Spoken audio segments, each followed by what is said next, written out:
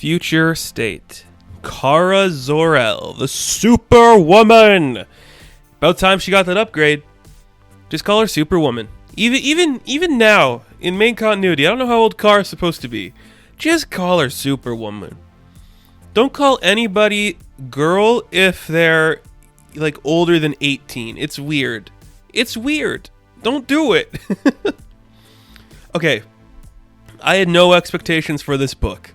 I went into this one like, I like the Superman family. I'll give it a read. Kara's a character I enjoy. But holy shit, guys. This, I think more than any book in the library of the Future State so far, this one really surprised me. I was like, this is intense and interesting. I love every second of this book. First off, the artwork is spectacular. It looks gorgeous. It's like water brushes and so crystallized and angelic. Like the lines are so sharp. The colors are so vibrant and unique. And there's literally nothing like it in comics. I looked at every page of this book, every panel, every character. I'm like, this is so unique. The colors are so gorgeous. The artwork is fantastic. I think it's water brush, you know, like where you like distilled water stuff. I don't know like all like the terms, but it's got that feel to it. Like a painting that somebody would do in like this like holy idea. I don't know. There's something so gorgeous about the artwork.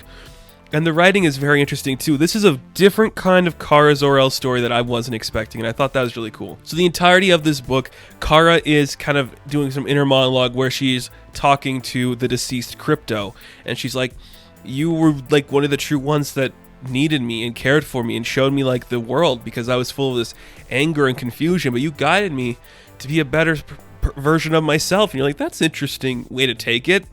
John's grown up and he doesn't need Kara to help him. You know, Clark's moved on to other stuff. So Kara really doesn't have a purpose left in this world because even Crypto is not there anymore.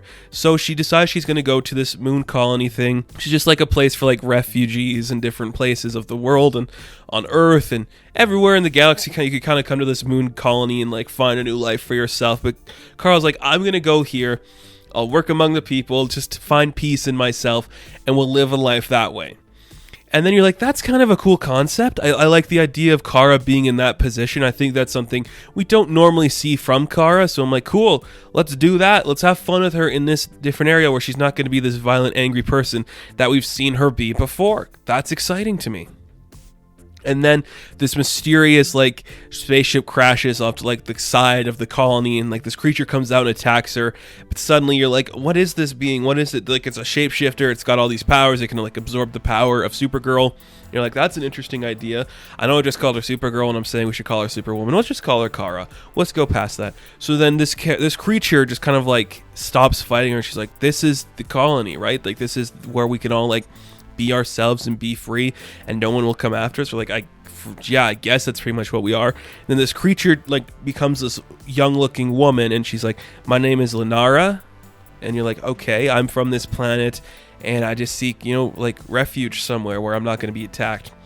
Then a majority of this book I think is really interesting, you know, because it's Kara in that role that we've seen her in before. You know how like she was supposed to be the one that kind of helped Clark guide himself, but when she got to Earth, Clark was already Superman, and you know John doesn't need her anymore. So she's always had like that teacher mentality where she needs someone to help focus and train them to do these different things. So we learn a little bit about this Lenari character, but as it's going on too, you know, Kara's trying to like show her how to like live in this society, you know, just like hone your powers, be yourself, be comfortable in your skin.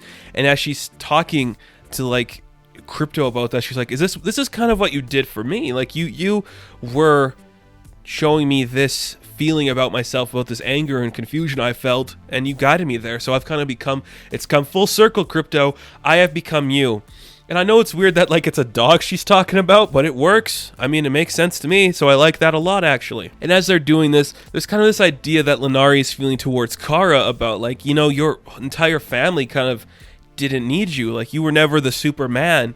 You were always just Kara. Like you were never the big one. They didn't need you or respect you enough to do that. And you just kind of like end your days talking to this dog like that doesn't even talk back. So you're like, that's a weird thing you do, Kara. And you can see like Lenari's like, I like that you're helping me, but you should have like taken your own advice and you could become more or something else other than this like person who ran away from her problems pretty much, you know? interesting idea. I like that idea a lot, actually. We get a little more backstory for Lenari. She is from this race that is like feuding. It's kind of to me, I got vibes of like the Green Martians and the White Martians, where they're fighting over this territory. But then there is like this like star spear jewel, I think is like, or like the space spear jewel or something that could like imbue the user with like shapeshifting abilities. Her father was a king. He gave the jewel to his daughter, and now she is on the run from her family in order to keep safe and like stop the world from feuding. So now she has come to the moon colony in that regard. You're like, that's interesting, kind of cool. But now she's like bestowed with these powers that she doesn't really know how to use, and this is where Kara is going to show her how to like use her powers. So we get a nice scene where Kara's like, we have to move this rock so the water can flow into this like area here. Use your powers to break it and move it. And you see like Lenari's kind of getting frustrated that she can't do it right away. And I like this role for Kara. I've always thought there was something missing about some interpretations of her. There's been a lot. Supergirl has been through a lot, and I like the idea now that she's mature, she's wiser, she's Superwoman. She is going to let things happen in their course. Like, she's not going to worry about everything. She's not going to get mad. She's going to find a path of peace. So Lenari eventually does manage to like fix this area and like get the water flowing, and you can see like the residents of the moon colony are like looking up to her in like this weird disbelief that this woman is as powerful as Superwoman. You're like, okay, that's kind of cool. So then her and Kara begin to like just fly away, just talking more about stuff, and Lenari's like, well, why didn't they say thank you for doing that? And then Kara's like, well, it's not about saying thank you, you know, the act itself is what's rewarding about it. And Lenari's like, yeah, but that's just a stupid thing. Like, there can be more, you know, something that you never got with your family, like this idea that you'll never be the one, so you didn't expect anything else from them, or they didn't expect anything else from you, but you could be more. I mean, you got that power. Why don't you try to be more? And Kara is just holding back her kind of confusion and frustration with that idea. And you could tell Kara is just like ready to like say something bad, but she doesn't, because instantly they are attacked by these creatures, and you're like, oh, who are these fellow people? They look really weird and different. But it's kind of interesting, actually. So these are like the versions of Lenari's people, but they're like the other versions, like the darker versions, and they come attacking there. They're trying to steal Lenari away, and it's like, this is your auntie. We're here to take you home, Lenari, and we want the jewel. And you can see that Superwoman's like, all right, well, I'm obviously going to have to fight some people now, and because I'm kind of in the state where I don't have to hold back, I ain't going to hold back, so we blasting some mofos in the sky tonight, baby.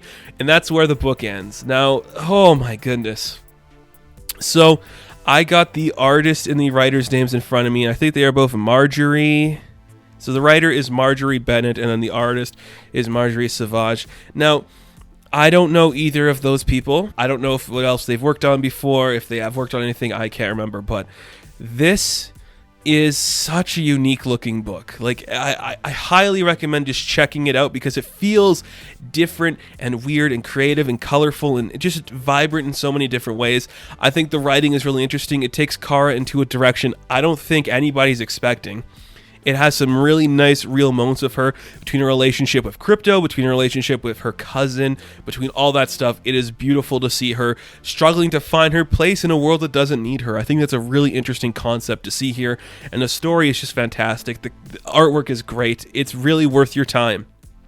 I wasn't expecting this from a Future State book. Just this nice slow moment about Kara finding herself in a world like this. Like, it's such a unique experience that I kind of hope this creative team does some more stuff with Kara in the future. I hope we see more of this version of the character going on down the line. I absolutely adored this book. I loved every second of it. The characters are fun. The colors are great.